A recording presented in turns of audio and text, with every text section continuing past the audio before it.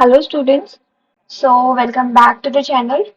This video is in continuation with the last video in which that was the part one of the video in which I discussed about the most important topics or must to prepare topics for the CBSE Home Science Term 2 examination, and this is for class 12 students. उस वाली video पे हम लोगों ने दो chapters discuss कर लिए थे टर्म 2 के, chapter number 10 and chapter number 11. Chapter number 12 आपके सिलेबस से हट चुका है. So now in this video we will proceed to the chapter number 13. So coming straight to the topic.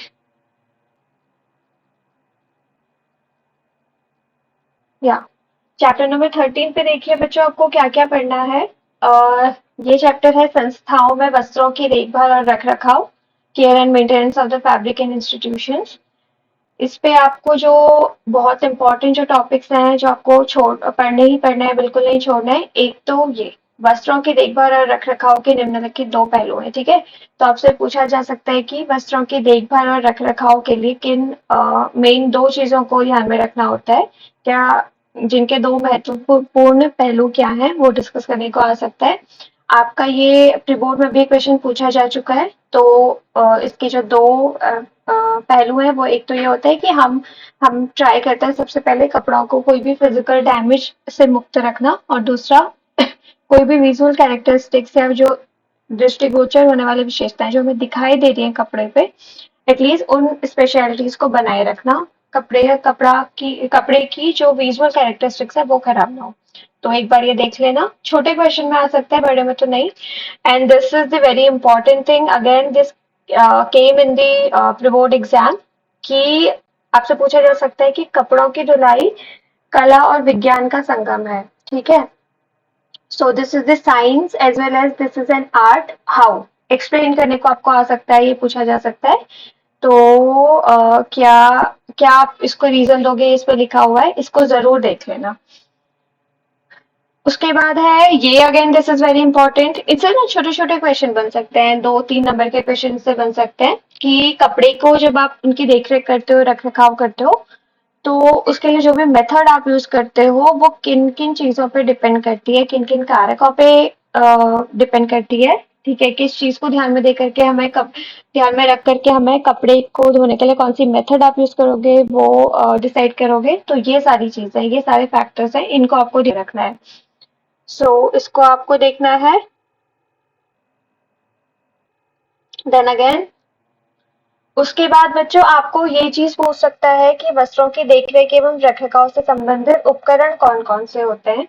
तो सिंपल है, धुलाई के उपकरण, सुखाने के उपकरण और इस्त्री करने के उपकरण. तो एक बड़े क्वेश्चन में जो आपका 4 मार्क्स का है उस पे 4 मार्कर में आ सकता है कि कपड़ों की देखरेख और रखरखाव से संबंधित विभिन्न उपकरणों के बारे में बताइए. तो आपको थोड़ा बहुत सबके बारे में बताना पड़ेगा. और आपसे स्पेसिफिकली भी पूछा जा सकता है कि धुलाई के उपकरण, कपड़े को धोने के लिए किस चीज का यूज होता है. मेनली वॉशिंग मशीन, पहले तो हाथ से धोते थे, अब वॉशिंग मशीन का यूज होता है. तो आप प्लीज ये 3 टाइप की वॉशिंग मशीन पढ़ लेना. आपको डिफरेंस पूछा जा सकता है मैनुअली ऑपरेटेड या सेमी ऑटोमेटिक या फुली ऑटोमेटिक, किसी के भी बीच में, या मतलब किन्हीं दो मशीन्स के बीच में या तीनों के बीच में भी आपसे डिफरेंस पूछा जा सकता है, या एक सेपरेट क्वेश्चन बन सकता है कि टाइप्स ऑफ मशीन्स बताइए. तो एक बार आप देख लेना इन तीनों मशीन्स के बारे में, दिस इज इम्पोर्टेंट. ठीक है, उसके बाद आपका है, ठीक है, ये तो बस एक बार रीडिंग कर लेना, ये सबको पता ही है कि मशीन में कपड़े कैसे धुलते हैं. This is important, this is very important actually. ये आपका प्री बोर्ड में वापस से आया था. तो ये होता है कि जो भी वॉशिंग मशीन कपड़े को धोती है ना, उसके पीछे 3 प्रिंसिपल्स होते हैं. एक होता है आलोड़न या एजिटेशन, दूसरा है स्पंदन या पल्सेशन, और थर्ड होता है अवपातन, जिसको टम्बलिंग बोलते हैं. तो बच्चों इन तीनों को जरूर पढ़ लेना. एक तो देख लेना कि कौन सी वॉशिंग मशीन में 2 होती है. एक फ्रंट लोडिंग होती है जिसमें सामने से कपड़े रखते हो आप, और एक टॉप लोडिंग होती है. जैसे आलोड़न टॉप लोडिंग में काम, ओ सॉरी ऊपर, हाँ या टॉप लोडिंग में काम कर रहा है. जो स्पंदन होता है ये भी ऊपर से भरने कपड़े भरने वाली मशीनों में होता है. और जो अवपातन टम्बलिंग होता है ये फ्रंट लोडिंग में होता है, जिनमें सामने से कपड़े भरते हैं. तो एक तो ये देख लेना किन किन मशीन में होता है. दूसरा कि होता है एग्जैक्टली क्या है, कौन से डायरेक्शन में फोर्स लगता है, ये भी आपका लिखा हुआ है. और क्या क्या प्रिंसिपल होता है वो भी आपका लिखा हुआ है, ये देख लेना, ठीक है, दिस इज इम्पोर्टेंट। उसके बाद तो यही है कि कपड़े के स्टेप्स। आपसे एक ये पूछा जा सकता है वाटर एक्सट्रैक्शन के बारे में कि जो मशीन से वाटर निकलता है वो 3 विधियों के द्वारा निकलता है, ठीक हो गया। ये तो थी आपकी धुलता किन किन विधियों के द्वारा है, यह निकलता किन विधियों से है, मतलब कौन सी टाइप तरह से वाटर निकलता है। एक होता है स्पिनिंग में, दूसरा bottom train and third is combination of bottom train and spin. तो एक बार इसको भी देख लेना। उसके बाद आगे आपका सुखाने का उपकरण बच्चों, इसमें से भी एक इम्पोर्टेंट क्वेश्चन ये बन सकता है कि जो ड्राइंग इक्विपमेंट्स होते हैं ये किस प्रकार से कार्य करते हैं। तो आप ये चीज जरूर पढ़ लेना कि जो ड्रायर होता है वो 2 टाइप से काम करते हैं। या तो जो कम टेम्परेचर वाली हवा है उसको बहुत फोर्सफुली छोड़ा जाएगा, कपड़ों से पास किया जाएगा, या बहुत गर्म हवा को धीरे धीरे पास किया जाएगा।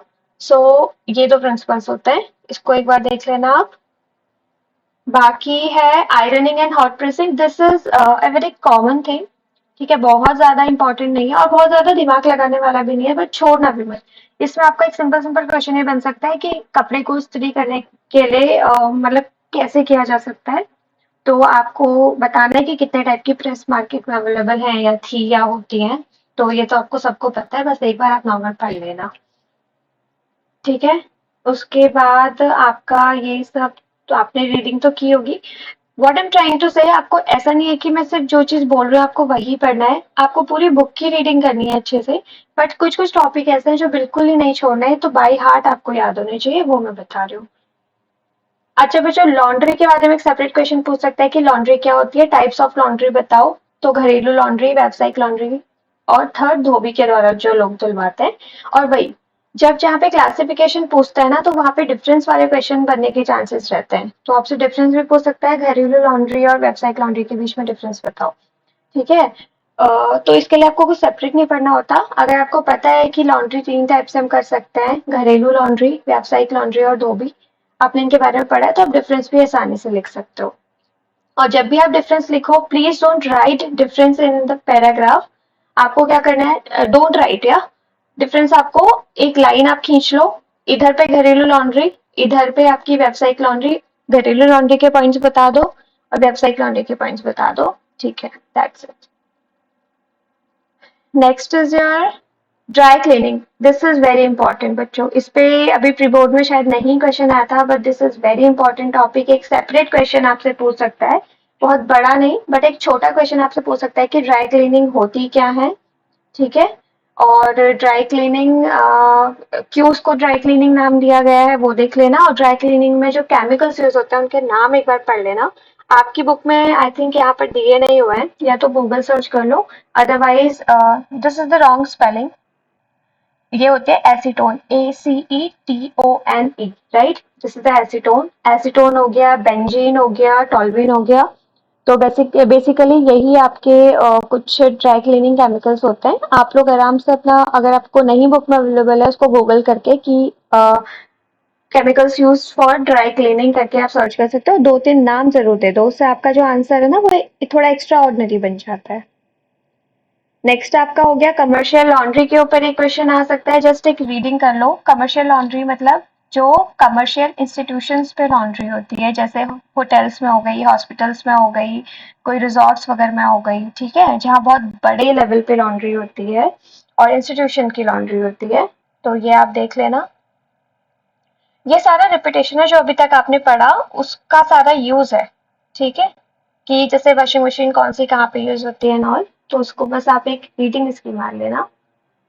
नेक्स्ट हो गया आपका हॉस्पिटल लॉन्ड्री, वही जो मैं बताया था होटल में कैसे, कमर्शियल लॉन्ड्री के अंदर होटल की लॉन्ड्री आ गया, हॉस्पिटल की लॉन्ड्री आ गया, तो एक बहुत जनरल आपको आइडिया होना चाहिए। हॉस्पिटल की लॉन्ड्री में मेनली आपको यही है कि हॉस्पिटल से रिलेटेड है, तो डिसइंफेक्शन का ध्यान रखना पड़ेगा, डिसइंफेक्टेंट यूज करने पड़ेंगे, मतलब कीटाणु नाशक एंड ऑल, ये सारा भी यूज करना पड़ेगा आपको, ये सब एक बार देख लेना। बाकी तो इसमें से जो इम्पोर्टेंट चीज थी वो मैंने आपको बता दी, ठीक है। होटल्स में फिर लॉन्ड्री कैसे होती है, यही कमर्शियल, अगर आपसे एक बड़ा क्वेश्चन पूछा जाता है ना कमर्शियल लॉन्ड्री क्या होती है, तो उसके बारे में आपको बताना है। एंड कमर्शियल लॉन्ड्री कहाँ कहाँ पे होती है, तो आप होटल्स के बारे में बता दो, हॉस्पिटल्स की लॉन्ड्री बता दो, ठीक है। तो ये सारा कुछ आ गया। उसके बाद ये तो मैंने देखो आपको बोला है कि हर एक चैप्टर के एंड पे दिया हुआ है, क्योंकि इससे एक अप्लाइड क्वेश्चन जरूर आता है। वो ये पूछ सकता है कि अगर आपको care and maintenance of fabric के फील्ड में कुछ करियर बनाना है, या फिर कुछ भी, एक्स वाई जेड नाम का एक लड़का है, उसने इस फील्ड में ग्रेजुएशन किया है और एनीथिंग होटल मैनेजमेंट किया हुआ है, तो वो care and maintenance of the fabric के फील्ड पे क्या उसको जॉब मिल सकते हैं, ठीक है, या इस फील्ड में जॉब पाने के लिए क्या क्या आपके अंदर स्किल्स होनी चाहिए। तो ये सब एक बार ये तो पढ़ ही लेना हर एक चैप्टर के एंड पे। आई होप आप समझ गए होंगे। अब हम बच्चों आपसे नेक्स्ट चैप्टर डिस्कस करेंगे, chapter number 15। Give me a second please, it gets time उसको लोड होने में।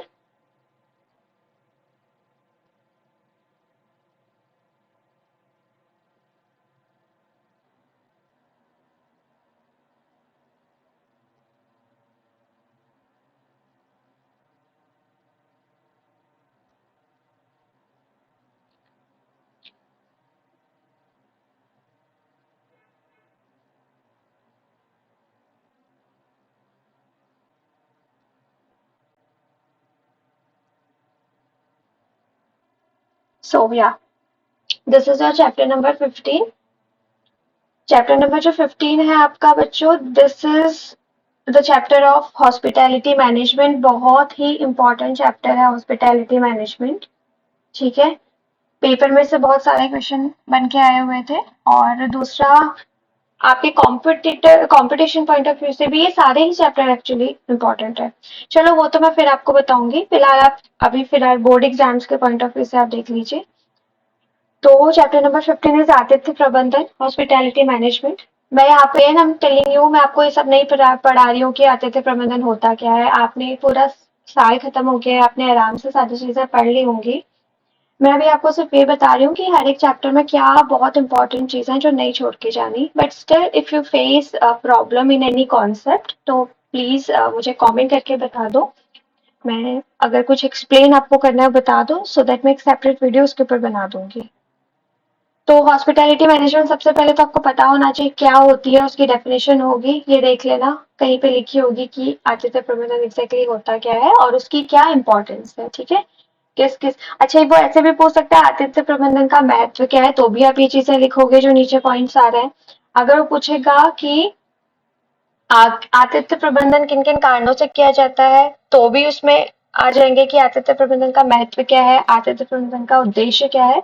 तो इन सारे ही क्वेश्चंस में आपको ये आंसर्स लिखने हैं, व्यापारिक उद्देश्य से, धार्मिक उद्देश्य से, ये सारा कुछ एक बार इसको देख लेना, इससे एक जनरल क्वेश्चन बन सकता है।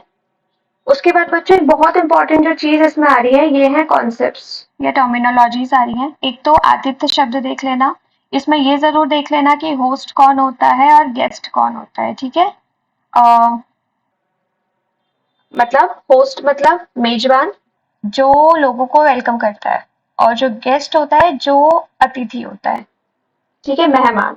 तो मेजबान और मेहमान के बीच का डिफरेंस देख लेना, छोटा क्वेश्चन पूछ सकता है। अब दिस इज इम्पोर्टेंट, ठीक है। एक तो आपसे पूछ सकता है कि आतिथ्य प्रबंधन के लिए कौन कौन सी संस्थाएं हैं या प्रतिष्ठान हैं जो कि आतिथ्य सेवाएं प्रोवाइड करते हैं।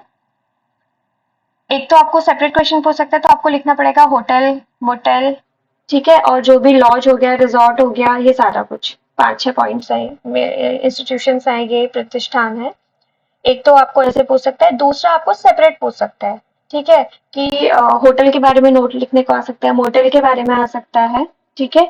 इसके अलावा डिफरेंस आ सकता है बच्चों, what is the difference between hotel and motel, ये जरूर पढ़ लेना, होटल और मोटल में डिफरेंस क्या होता है, ठीक है। उसके बाद वही क्या, तो शॉर्ट नोट्स लिखने को आ सकता है, पूरा ही क्वेश्चन आ सकता है कि वो इंस्टीट्यूशंस के नाम बताओ जो आतिथ्य प्रबंधन की फैसिलिटी प्रोवाइड करते हैं, तो ये सारे कुछ आ जाएंगे। अब है हॉस्पिटैलिटी जो इंडस्ट्री होती है, इसको देख लेना कि इसके कितने कितने पार्ट होते हैं, ठीक है। अगर आपका बड़ा क्वेश्चन भी आएगा तो आप आगे को सारा कुछ यही आप एक्सप्लेन कर सकते हो। तो बेसिकली इसके अंदर इतने इतने डिपार्टमेंट्स होते हैं, ये एक बार देख लेना। The most important thing in this whole chapter is this guess cycle. Please don't leave it. इसको तो बिल्कुल भी मत भूलो, सॉरी छोड़ना। आदित्य चक्र क्या होता है, आदित्य चक्र के क्या चरण होते हैं, ठीक हो गया। सबसे पहले क्वेश्चन आएगा आदित्य चक्र क्या होता है, उसकी स्पेलिंग, सॉरी उसकी, आई एम सो सॉरी, उसकी डेफिनेशन आप देख लो। उसके बाद उसके स्टेप्स क्या होते हैं, जस्ट 4 स्टेप है। और एक चीज और नोट ध्यान देना, जब आप गैस साइकिल कर रहे हो या अतिथ्य चक्र के चरण कर रहे हो, तो जहां से भी आप स्टार्ट, फर्स्ट जो स्टेप है उसकी नंबरिंग जरूर कर देना, क्योंकि ये ऐसे ही रैंडम स्टार्ट नहीं होता। सबसे पहले प्री अराइवल स्टेज होती है 1, उसके बाद सेकंड स्टेज होती है अराइवल, देन थर्ड होती है ऑक्यूपेंसी, फोर्थ होती है डिपार्चर। उसके बाद जब वो गेस्ट चला जाता है तो नेक्स्ट कोई गेस्ट बुकिंग करता है, तो फिर वहां से प्री अराइवल स्टार्ट हो जाता है। So this is the whole cycle. Please make the cycle, ठीक है। नो मैटर आप कितना ही नीचे लिख रहे हो, एक एक साइकिल जरूर बना लो। और आपको एक्सप्लेन करने को आए थोड़ा बड़ा क्वेश्चन तो दो दो तीन तीन लाइन एक्सप्लेन कर दो। एक इसमें ये चीज इंपॉर्टेंट है बच्चों, चेक इन कौन सी स्टेज होती है, चेकआउट कौन सी स्टेज होती है, ठीक है। और इस पे ये है, जब आप अराइवल करते हो तो वो चेक इन स्टेज होती है, जब आप प्रस्थान करते हो वो चेकआउट स्टेज होती है। तो ये जरूर देख लेना। अब आपका जो ये वाला पार्ट मैं आपको बताने जा रही हूँ, इससे ना आपके अप्लाइड क्वेश्चन बन सकते हैं या बड़े क्वेश्चन इससे बन सकते हैं, ठीक है। छोटे क्वेश्चन का तो उतना सीन नहीं है, बड़ा आपका बन सकता है। वो पूरा पूछ सकता है कि किसी होटल के फ्रंट ऑफिस का क्या, फ्रंट ऑफिस क्या होता है और इसका क्या रोल है, उसके बारे में बताओ, उसके कार्य। तो आप ये पूरा एक बार देख लेना, फ्रंट डेस्क क्या होती है, उसके रोल क्या होते हैं, ठीक है। ये सब पढ़ने की इतनी जरूरत नहीं है, जो ये पूरी टेबल बनी है। I don't think this is important. अगर आपको बोला गया है पढ़ने को या कुछ आपको लगता है तो definitely you need to read it, but मुझे कुछ इसमें इतना इम्पोर्टेंट नहीं लगता इस टेबल पे। अच्छा, house hospitality, hospital sorry hotel में 3 डिपार्टमेंट मेन होते हैं। एक होता है फ्रंट ऑफिस, प्रमुख फ्रंट कार्यालय क्या होता है, उसके रोल क्या होते हैं, कि ये पढ़ लेना।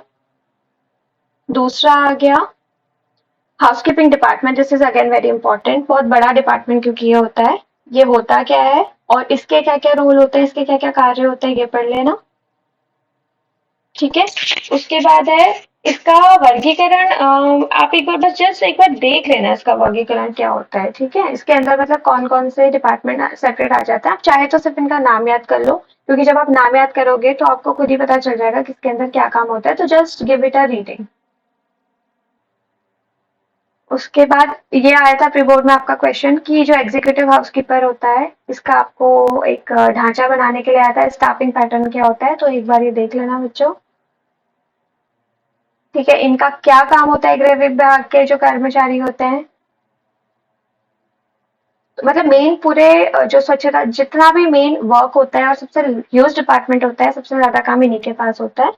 थर्ड आ गया आपका फूड एंड बेवरेजेस डिपार्टमेंट, खाद्य तथा पेय पदार्थ। इस पर भी वही क्वेश्चन बन सकता है, खाद्य तथा पेय पदार्थ क्या होता है और उसके अंदर क्या क्या था। सो इधर उसके अंदर आ जाती है जहाँ पे खाना बनता है, तो बड़े बड़े होटल्स में अपने शेफ वगैरह होते हैं वहां पे। और दूसरा होता है उसकी, हाँ, जो रसोई घर की व्यवस्था कैसे की जाती है, this is not that important. ये वाला मेन तो यही है कि खाद्य तथा पेय पदार्थ विभाग क्या होता है। उसके अंदर जो रसोई घर आ जाता है, रसोई घर के बारे में थोड़ा पढ़ लेना। और दूसरा होता है रेस्टोरेंट, जहाँ पे खाना एग्जैक्टली सर्व किया जाता है, खाया जाता है, ठीक है। तो ये दोनों चीजें आ गई।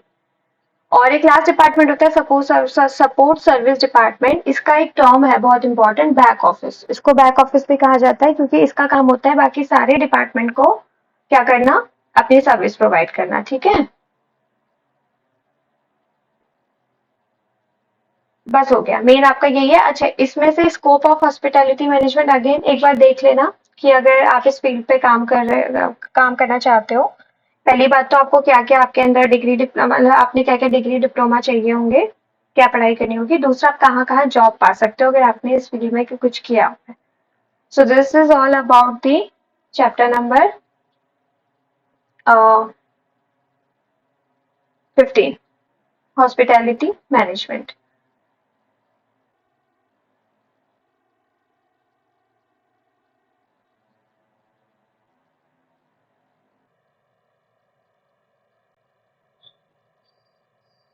अब बच्चों हम लोग नेक्स्ट चैप्टर अपना डिस्कस करते हैं। वीडियो कितनी लंबी बनी हुई है? आई थिंक अभी हमारे पास टाइम है। नेक्स्ट वीडियो, एक सेकेंड, इसको रिलोड होने में इट टेक सम टाइम। आगे चैप्टर नंबर 16। ओके, अब मैं आपको बताती हूँ एक चीज। This chapter is the most important chapter of entire term 2, जो आपका चैप्टर नंबर 16 है। ठीक है, उपभोक्ता शिक्षा एवं संरक्षण सबसे ज्यादा इम्पोर्टेंट चैप्टर है पूरे टर्म 2 का। और बताऊं आपको एक चीज, ये सिर्फ टर्म 2 के लिए, सीबीएसई के बोर्ड एग्जाम के लिए ही जरूरी नहीं है बच्चों। इसके अलावा अगर आप किसी कंपटीशन की तैयारी करोगे, ठीक है, जैसे आप अपने आपका जो अभी अंडर ग्रेजुएट लेवल पे जो कोर्सेज होंगे उसकी तैयारी करोगे, बहुत क्वेश्चन इससे आते हैं। दूसरा, आप कल को कई कॉलेजेस में जाओगे अपने ग्रेजुएशन मास्टर्स के लिए, उपभोक्ता शिक्षा एवं संरक्षण एक ऐसा टॉपिक है, इररिस्पेक्टिव ऑफ योर फील्ड, अगर आप होम साइंस कर रहे हो और नहीं कर रहे हो, दिस इज वेरी इंपॉर्टेंट। ये हर एक जगह काम आता है, सो इसको अच्छे से पढ़ो। एंड इसके अलावा आपका डेली लाइफ में इसका बहुत अच्छा एप्लीकेशन है कि आप लोगों को as an as a consumer आप लोगों को अपने राइट्स का पता होना चाहिए। ठीक है, सो इसमें जो पढ़ने वाली चीज है वो ये है, एक तो सबसे इम्पोर्टेंट उपभोक्ता की डेफिनेशन पता होनी चाहिए, कौन व्यक्ति उपभोक्ता होता है। ठीक है, डेफिनेशन जरूर पढ़ लेना। और बाकी ये सब देखो, ये सब तो आपने पढ़ ही लिया होगा, है ना। तो मैं वो बता रही हूँ जो क्वेश्चन इससे बन सकते हैं, जो आपको बिल्कुल नहीं छोड़ना है। एक, उपभोक्ता की डेफिनेशन देख लेना, वो जरूर आएगी। दूसरा होता है उपभोक्ता शिक्षा और संरक्षण का महत्व क्या है, ऑब्वियसली क्यों इम्पोर्टेंट है उपभोक्ता शिक्षा संरक्षण, ये एक बार देख लेना, इसकी जस्ट रीडिंग मार लेना। बाकी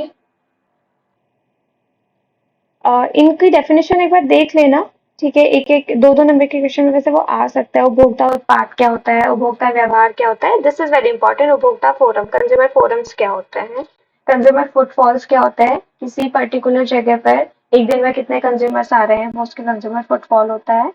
कंज्यूमर एक्सपेक्टेशन तो ठीक ही है, उतना इंपॉर्टेंट नहीं है। Consumer forum is very important, consumer footfall is very important. ठीक है, अब बच्चों ये है कंज्यूमर एक्सपेक्टेशन की definition is not that important कि बस खाली पूछेगा कंज्यूमर एक्सपेक्टेशन क्या होती है। आपको ऐसे पूछ सकता है कि किसी भी प्रोडक्ट को खरीदते समय उपभोक्ताओं की क्या क्या अपेक्षाएं होती है उस प्रोडक्ट से, जिससे ये ऐसे करके जो क्वेश्चन बनेगा वो बहुत इंपॉर्टेंट है। तो हर एक उपभोक्ता चाहता है कि उसको उचित कीमत में प्रोडक्ट मिले, उपयुक्त और पूरी समुचित जानकारी मिले। ये सारा जितना भी 5-6 पॉइंट इसके हैं, ये आप जरूर कर लीजिए। अगर 2 नंबर के क्वेश्चन में आ रहा है तो just make this diagram, that's it. अगर आपका बड़ा आ रहा है तो उसको करके थोड़ा एक्सप्लेन भी कर दो। ये एक सेपरेट क्वेश्चन पूछ सकता है, दिस इज वेरी इंपॉर्टेंट।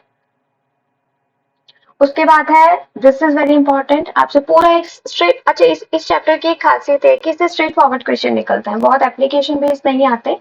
तो आपसे सीधे सीधे पूछेगा कि कंज्यूमर की क्या अपेक्षाएं रहती हैं सामान को खरीदते समय, ये है अपेक्षाएं इतनी। नीचे आपसे पूछेगा, सॉरी, उसके बाद आपसे पूछेगा कंज्यूमर को कोई भी जब वो सामान खरीदता है उसको किन किन प्रॉब्लम का सामना करना पड़ता है किसी कंज्यूमर को। ये एक पूरा सेपरेट है, सच उठा करके क्वेश्चन आपसे पूछ सकता है। तो इतनी सारे, अरे जैसे पहला हो गया, कम स्तर की खराब गुणवत्ता वाली वस्तु उसको मिलती है, मिलावट की प्रॉब्लम हर किसी को फेस करनी पड़ती है। ठीक है, अधिक अस्थिर कीमतें होती हैं। तो ऐसे ऐसे कुछ कुछ पॉइंट्स हैं, ये एक बार देख लेना। अच्छा बच्चों, इसका एक सेपरेट क्वेश्चन आ सकता है, लेबल क्या होता है। ठीक है, पैकेट पे जो भी इंफॉर्मेशन होती है उसको फूड लेबल बोलते हैं या प्रोडक्ट लेबल बोलते हैं, जिस भी प्रोडक्ट में होती है, और उसमें क्या क्या गुण होने चाहिए, एक बार इसको जरूर ध्यान में रखना। उसके बाद है ये सब कुछ, अब ये तो वही है, पूरा समस्याएं क्या क्या फेस होती है, गलत तौल और माप। अच्छा, इससे एक सेपरेट क्वेश्चन और बन सकता है आपका कि कुछ एप्लीकेशन बेस्ड आ सकता है कि कोई दुकानदार है जो आपको गलत तौल और माप कर रहा है, तो आप एज एन अवेयर कंज्यूमर आपकी क्या रिस्पॉन्सिबिलिटी बनती है, आपको क्या क्या चेक करना चाहिए, या सीधे सीधे भी पूछ सकते हैं कि गलत तौल और माप से बचने के लिए आपको क्या क्या देखना चाहिए। इससे एक सेपरेट क्वेश्चन बहुत अच्छे से बन सकता है, तो उसको पढ़ लेना। और ये है भी सारे पॉइंट इसके इम्पोर्टेंट कि कैसे आपको गलत तौल और माप किया जा सकता है। उसके बाद है, ये सब तो वही चल रहा है कि कंज्यूमर को क्या क्या समस्याएं झेलनी पड़ती हैं, ये सारा कुछ बहुत बड़ा क्वेश्चन है। इसको आप क्या करो, सबसे अच्छा है अपना पूरा अच्छे से पढ़ के इनके पॉइंट नोट कर लो और पॉइंट के आगे कीवर्ड्स लिख लो, ताकि आपको आपका आधे पन्ने में ही इसका पूरा आपके शॉर्ट नोट्स प्रिपेयर हो जाए लास्ट मिनट रिविजन के लिए। बच्चों, this is the thing that you need to learn by heart. उपभोक्ताओं के अधिकार कैसे भी याद करो, ये डायग्राम याद करो, चाहे तो बेड के बगल में चिपका लो, सुबह शाम पढ़ते रहो। उपभोक्ताओं के अधिकार, सीधे सीधे क्वेश्चन आता है, बिल्कुल घुमा के नहीं आता, सीधे कि उपभोक्ताओं के अधिकारों के बारे में बताइए। तो सबसे अच्छा इस क्वेश्चन को लिखने का तरीका ये है, उपभोक्ताओं के अधिकार लिखो। दो टाइप के होते हैं, मौलिक अधिकार, दूसरा होता है अतिरिक्त अधिकार। मौलिक में 4 अधिकार हो गए, ये चारों। अतिरिक्त अधिकार में 2 अधिकार। तो एडिशनल जो राइट मिले हुए हैं वो 2 हैं, और जो बेसिक राइट्स हैं वो हैं 4। तो टोटल 6 राइट्स। या तो आपको सीधा आएगा कि कंज्यूमर के 6 अधिकार बताइए, उसको नोट डाउन करने को आ जाएगा। अगर उस बड़े क्वेश्चन आ रहा है तो आपको हल्का फुल्का एक्सप्लेन भी करना पड़ेगा। तो दिस इज वेरी इंपॉर्टेंट। ये अधिकार समझाए गए हैं सारे। अब आ गया मानकीकरण चिन्ह। ये तो बोर्ड पॉइंट ऑफ व्यू से इम्पोर्टेंट है ही है, साथ में कंपटीशन भी, इस कॉम्पिटिटिव एग्जाम्स में भी इनसे बहुत सारे क्वेश्चन पूछता है। तो आपको ये पढ़ना कैसे है, देखो इसमें बच्चे बहुत कंफ्यूज रहते हैं, बट इसको पढ़ने की सबसे इजी ट्रिक ये है, सबसे पहले तो आपको पता होना चाहिए मानकीकरण चिन्ह क्या होते हैं। ऊपर देख लेना, लिखा होगा कौन कौन से होते हैं। तो वो ना ऐसे पूछेंगे आपसे, ऐसे पूछ सकते हैं कि FSSAI, तो आपको हर एक चिन्ह की फुल फॉर्म पढ़ लेनी है। जैसे FSSAI होता क्या है, food safety standards authority of India, Hindi में पढ़ लेना, उसका नाम दिया हुआ है। ISI क्या होता है, इंडियन स्टैंडर्ड्स इंस्टीट्यूशंस होता है। BIS क्या होता है, ब्यूरो ऑफ इंडियन स्टैंडर्ड्स होता है, जो ISI मार्क प्रोवाइड करता है। ठीक है, मतलब इन शॉर्ट एक तो सारे मार्क्स की फुल फॉर्म आपको पता होनी चाहिए। दूसरा आपको पता होना चाहिए कि इन मार्क्स को कौन देता है। जैसे FSSAI मार्क को FSSAI ही देता है। ISI जो मार्क होता है इसको कौन देता है, BIS देता है, bureau of Indian standard, BIS। ठीक है, और थर्ड ये कहाँ कहाँ यूज होते हैं, पहला इनकी फुल फॉर्म।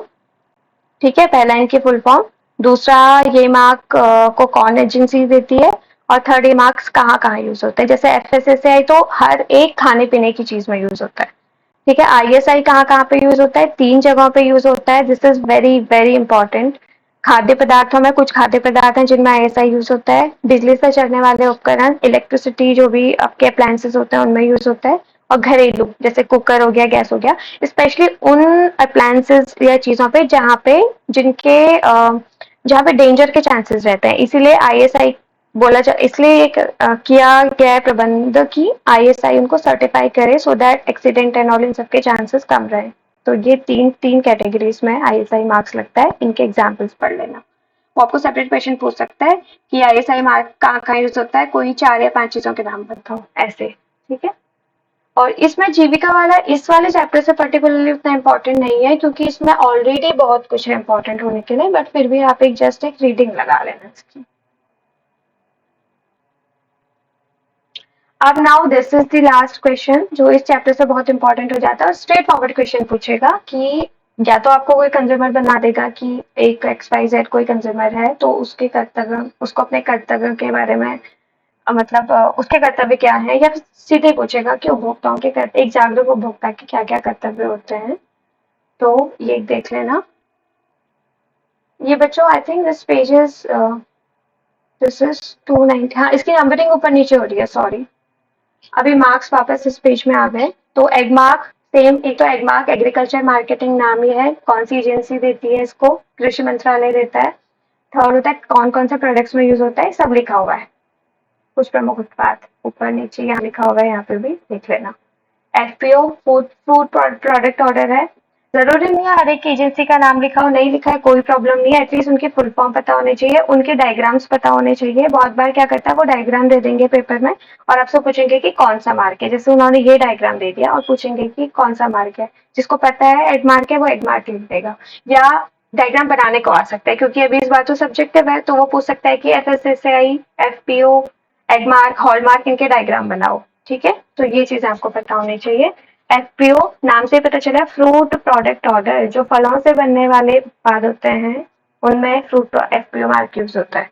अगला हो गया वुल मार्क, नाम से पता चला है, वुल मतलब ऊन, जो प्योर ऊन का ऊन होगा या ऊन के प्रोडक्ट होंगे उसमें वुल मार्क होगा। वुल मार्क का साइन बनाने को आ सकता है, सिल्क मार्क का साइन बनाने को आ सकता है, हॉल मार्क का साइन बनाने को आ सकता है, पहला। दूसरा, वुल मार्क कहाँ यूज होता है, सिल्क मार्क कहाँ यूज होता है, नाम से पता चल रहा है। जो सिल्क मार्क होता है वो रेशम प्योर प्योर जो रेशम या रेशम से बनी चीज है उसमें यूज होगा, मतलब कपड़े। एंड हॉलमार्क कहाँ यूज होता है? जो आपके सोने चांदी के आभूषण होते हैं। पहले ये ऑप्शनल था कि सुनार लगवाएं ना चाहे तो लगवाएं, बट अभी मैंडेटरी हो गया है, ठीक है। इसको एक भी ध्यान देना। और एक चीज बहुत इंपॉर्टेंट है, हॉलमार्क कौन देता है? बिस देता है, ब्यूरो ऑफ इंडियन स्टैंडर्ड, ये भी पढ़ लेना। अच्छा, ये आपका जो है उपभोक्ता के कर्तव्य वाला वही आ रहा है, तो क्वेश्चन प्रिपेयर कर लेना, उपभोक्ता के कर्तव्य क्या होते हैं। बस बाकी तो इसमें इतना कुछ है सच इम्पोर्टेंट, और तो क्या ही बचा है, इसमें सारा ही कुछ कवर हो गया। ठीक है, कंज्यूमर उपभोक्ता के अधिकार, उपभोक्ता की समस्याएं, उपभोक्ता के कर्तव्य और स्टैंडर्ड मार्क्स, ये चार चीजें बहुत इंपॉर्टेंट हो जाती है इस वाले चैप्टर में। अब बच्चों आपका लास्ट चैप्टर बचा चैप्टर नंबर 17, ठीक है। आप लोगों ने अगर इस बार प्रीबोर्ड, जिस बच्चे ऑब्वियसली प्रीबोर्ड तो आप लोगों ने दिया ही होगा, आप लोगों ने अगर ध्यान दिया होगा तो इस चैप्टर से लगभग 9 या 10 नंबर के स्ट्रेट फॉरवर्ड क्वेश्चन आए थे, क्योंकि दिस, अब आप बोलोगे कि मैम तो हर एक चैप्टर में बोल रही है this chapter is important, is because chapters are really very very important बच्चों। जो चैप्टर शायद उतने इंपॉर्टेंट नहीं थे वो उन्होंने अभी टर्म 2 के लिए रिड्यूस किया और whatever, but these chapters are really very very important, ठीक है। क्योंकि आप कल को होम साइंस में अगर ग्रेजुएशन या मास्टर्स करोगे तो इसका तो पूरा अपना डिपार्टमेंट ही है, आ रहा है समझ में। तो डेवलपमेंट कम्युनिकेशन एंड जर्नलिज्म में मैं आपको बता देती हूँ उसमें क्या क्या पढ़ना। बहुत ही प्यारा चैप्टर है, बहुत स्कोरिंग चैप्टर है, बहुत इजी टू अंडरस्टैंड चैप्टर है।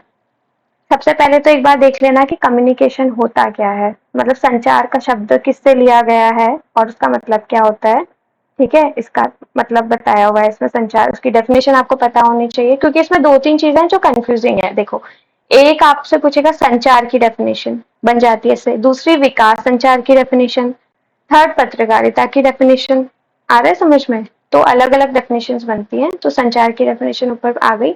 जर्नलिज्म, पत्रकारिता क्या होती है इसके बारे में पूछेगा, पत्रकारिता क्या होती है उसकी डेफिनेशन, ठीक है। उसके बाद इसमें आ रहा है इंपॉर्टेंस क्या है संचार का, एक बार ये रीडिंग, जस्ट रीडिंग मार लेना इसकी। अच्छा, अब देखो विकास क्या होता है, जितनी भी डेफिनेशन आपके सारे पूरे चैप्टर्स में आ रही है ना वो एक जगह नोट डाउन कर लो ताकि आपको याद करने में इजी हो। तो विकास, डेवलपमेंट क्या होता है इसकी डेफिनेशन है। अच्छा, विकास, एक तो जर्नलिज्म था हमने ऊपर पढ़ा था, देखो पत्रकारिता, ये देखो पत्रकारिता, जर्नलिज्म एक सिंपल प्लेन जर्नलिज्म होता है, दूसरा होता है विकास पत्रकारिता या डेवलपमेंट जर्नलिज्म। तो आपको ये पता होना चाहिए दोनों में क्या डिफरेंस होता है, ठीक हो गया। जब ऐसी पत्रकारिता जहाँ पे लोगों के विकास संबंधी लेख छपते हैं उसको बोलते हैं विकास पत्रकारिता। इसकी डेफिनेशन पक्का बाय हार्ट पढ़ लेना, एग्जाम्पल्स पढ़ लेना, मतलब आप ना एक बार पढ़ोगे तो आपको समझ में आ जाएगा। बाकी तो ठीक है, पढ़ोगे ये सारा कुछ। ये तो प्रीलिम, सबसे पहले विकास कम्युनिकेशन, डेवलपमेंट कम्युनिकेशन का यूज किसने किया था? क्रूगल ने किया था। विकास संचार क्या होता है और उसकी क्या विशेषताएं हैं, एक बड़ा क्वेश्चन बन सकता है, मतलब एक साथ क्वेश्चन बन सकता है। नाउ बच्चों, this is very important, please don't leave it. Report में आपसे नहीं पूछा गया था, हाई चांसेस है बोर्ड एग्जाम में पूछने के, हर बार पूछते हैं रेड रिबन एक्सप्रेस क्या होती है, ठीक है। आपको पता होगा ट्रेन चलाई गई थी लोगों को एड्स के बारे में जागरूक करने के लिए, ठीक है। किस किस के, पहले पॉइंट में लिखा किस किस के सहयोग से चलाई गई थी, कहाँ से कहाँ तक गई थी, कन्याकुमारी से गई थी, ठीक है, कितना कितना सफर तय था। उसके बाद है इसमें मेन, और मेन क्या काम था इसका ट्रेन का, ये सारा कुछ लिखा गया है। तो रेड रिबन एक्सप्रेस अभियान जो था इसका क्या उद्देश्य थे, ये सारा कुछ पूरा एक शॉर्ट नोट आ सकता है आपको लिखने को, और आएगा, डेफिनेटली आएगा, इसको पढ़ लो। अगला होता है methods of development communication, very important, आपसे सीधे सीधे पूछ सकते हैं। एक तो हाँ, एक तो आपको ये पढ़ना है कि, एक तो आपसे ये क्वेश्चन पूछ सकता है कि विकास संचार के 5 आईज के बारे में बताओ, या what are the 5 I's of development communication. तो 5 आई, आई मतलब इंग्लिश के आई वर्ड से लिया गया, inform, instruct, inspire, insist and involve. Hindi में चाहे तो याद करो। अगर वो आपसे क्वेश्चन पूछ रहा है 5 आईज के बारे में बताओ, तो जरूरी नहीं आपको इंग्लिश वाले वर्ड ही लिखना, आप हिंदी के भी लिख सकते हो, बट आपको 5 आईज पता होने चाहिए। विकास संचार की विधियां, ठीक है, वेरी इंपॉर्टेंट लिखाया हुआ है, वेरी इंपॉर्टेंट। किन किन विधियों से विकास संचार कर सकते हैं। अब आपके इसमें भी दो टाइप के क्वेश्चन बन सकते हैं। पहला पूरा ही बड़ा क्वेश्चन आ सकता है, अभियान के थ्रू, रेडियो टेलीविजन के थ्रू, मुद्रण माध्यम के थ्रू और इसके थ्रू। संचार एवं सूचना प्रौद्योगिकी, या वो सेपरेट पूछ सकता है कि अभियान क्या होता है, इसके फायदे बताओ। रेडियो एंड टेलीविजन क्या होते हैं, इसकी हानि और नुकसान बताओ, ठीक है। या रेडियो टेलीविजन में से कौन बेटर है, ऐसे कुछ कुछ। मुद्रण माध्यम क्या होता है, इसका एप्लीकेशन बताओ। इसके अंदर छतेरा ग्राम परियोजना आ जाएगी, वो इम्पोर्टेंट है। और लास्ट हो गया आईसीटी। आईसीटी के बारे में छोटा एक शॉर्ट नोट लिखने को आ सकता है। इसमें सारी जो आपने आगे पढ़ाई होगा, सारी हो गया, एडुसेट हो गया, ये सारा कुछ आ जाएगा। तो पहला आ गया अभियान। अभियान होता है एग्जैक्टली और अभियान के क्या फायदे हैं, लाभ क्या, वो पढ़ लेना। दूसरा, क्योंकि इससे आपके शॉर्ट नोट भी प्रिपेयर हो जाएंगे, छोटा छोटा आएगा, पूरा बड़ा क्वेश्चन आएगा वो भी आप लिख सकते हो। रेडियो टेलीविजन के बारे में पढ़ लेना। इसमें एक चीज जो पढ़ने के लिए बहुत इंपॉर्टेंट है वो ये है कि देखो, टेलीविजन की अपेक्षा जो रेडियो बोलते हैं वो ज्यादा लाभदायक है। क्यों? तो ये पॉइंट्स लिखे हुए हैं, वाई। अच्छा बच्चों, this is a new concept. हाँ, तो ये न्यू कॉन्सेप्ट पूछने के चांसेस बहुत ज्यादा रहते हैं। जैसे कम्युनिटी रेडियो क्या है, क्यों चलाया गया था, एक शॉर्ट नोट आ सकता है, लिख लेना। उसके बाद है इसके लाभ क्या हैं, ये पढ़ लेना, ठीक है। एडोसेट वेरी वेरी इंपॉर्टेंट। देखो जो भी इंपॉर्टेंट लिखाए गए हैं बच्चों को, क्योंकि एक आइडिया लग जाता है इतना टाइम से पढ़ाते हुए कि क्या चीजें इंपॉर्टेंट हैं। तो प्लीज आप देखो एडोसेट क्या है। दिस इज अगेन इस टाइप की जो new technology and science and technology innovation होते रहते हैं, बड़े इंपॉर्टेंट बन जाते हैं, ठीक है। तो इंडियन सैटेलाइट लॉन्च थी, ये एजुकेशन के फील्ड में चलाई गई थी। इतना सारा मैं आपको नहीं बता रही अभी, बिकॉज वीडियो बहुत लंबी बनने वाली है। तो जस्ट आप पढ़ लेना एडोसेट होता क्या है, एक शॉर्ट नोट इसका आ सकता है लिखने को छोटे नंबर पे। Then television. टेलीविजन क्या होता है, टेलीविजन क्यों इंपॉर्टेंट है, और टेलीविजन की कुछ हानियां भी होती है, वो क्या होती है, इसको देख लेना।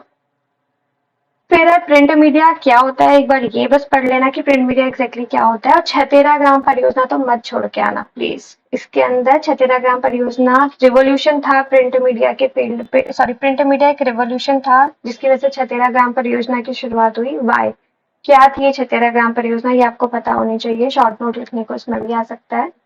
और लास्ट आ गया सूचना एवं संचार प्रौद्योगिकी, ठीक है। एग्जैक्टली होता है क्या है, जिसमें कंप्यूटर, हार्डवेयर, सॉफ्टवेयर, ठीक है, ये सारा कुछ आ जाता है, इंटरनेट एंड ऑल। और इसके प्रसार एवं प्रसार के लिए मतलब सूचना एवं संचार प्रौद्योगिकी की हेल्प से कुछ कुछ प्रोग्राम चलाए गए थे, जैसे सारी सारी sustainable access in rural India, सारी प्रोग्राम है, याद होना चाहिए बिल्कुल आपको क्या प्रोग्राम था, कहाँ चलाया गया था। और दूसरा empowering women at the grass root, इसमें ये ज्यादा इंपॉर्टेंट है सारी, ठीक है। मतलब ये भी वही है क्योंकि सिंपल सी चीज है। नेक्स्ट आ गया आपका वही इस फील्ड में। अच्छा, इस देखो कीबोर्ड में इसमें क्वेश्चन बना था कि अगर कोई किसी ने पत्रकारिता के फील्ड में कुछ किया है, आई थिंक कुछ ऐसा आया था क्वेश्चन, ठीक है। या कोई पत्रकार है तो उसके अंदर क्या क्या कौशल होने चाहिए, क्या क्या स्किल्स आपके अंदर। हर एक कोई तो पत्रकार नहीं बन जाएगा, कुछ ना कुछ स्किल्स होनी चाहिए। तो कॉग्निटिव स्किल्स होनी चाहिए, टेक्निकल स्किल्स होनी चाहिए, आपके अंदर प्रश्न पूछने की क्षमता होनी चाहिए, ability to work with diverse group, और कंप्यूटर और भाषा का ज्ञान। इनमें से सिंपल भी पूछ सकता है, या फिर आपको अप्लाइड भी पूछ सकता है कि माना कोई मीना है XYZ, ठीक है, या कोई लड़की है, कोई भी if there is some girl जिसने पत्रकारिता के क्षेत्र में अपनी डिग्री की है, तो उसके अंदर क्या क्या कौशल होने चाहिए, कोई दो उसकी स्किल्स बताओ जिसकी हेल्प से वो पत्रकारिता के क्षेत्र में एक्सेल कर सकती है, कुछ भी पूछ सकता है। तो स्किल्स आपको पता होनी चाहिए। और वही स्कोप एंड करियर तो आपको सबका बस एक बार देख लेना है कि इस फील्ड में आगे को आपको कहाँ कहाँ आपका करियर बन सकता है एंड ऑल, ये सारा कुछ। सो बच्चों, this was all about your term 2 home science का चैप्टर्स के इम्पोर्टेंट टॉपिक्स जो आपको बिल्कुल नहीं छोड़ के जाने। आई होप आपको हेल्प मिली होगी। मुझे एक बार कमेंट करके बता देना अगर आपको इसके लिए हेल्पफुल था, and please like the video because it gives me a overview and motivation as well कि बच्चों को चीजें समझ में इस तरह से आ रही है नहीं आ रही है।